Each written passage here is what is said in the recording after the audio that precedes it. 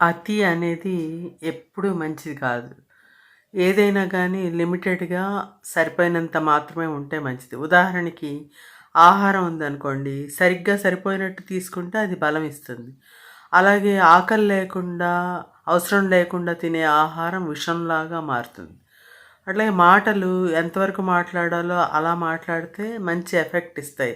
మాటే మంత్రంలా పనిచేస్తుంది. అదే మాటలు అతిగా మాట్లాడితే వికటంగా మారిపోయి అనవసరమైన విరోధం వస్తుందన్నమాట.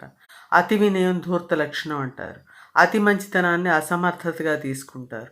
అతి కోపం మన యొక్క విచక్షణా శక్తిని కోల్పోయేటట్టు చేస్తుంది. అతిగా శాంతంగా ఉంటే ఎవరు భయపడరు, మాట వినరు.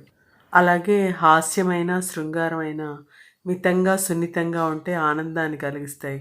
అదే అతిగా ఉంటే వికారంగా ఉండి వెగటుని కలిగిస్తాయి. అందుకే అతి ఎప్పుడు పనికిరాదు.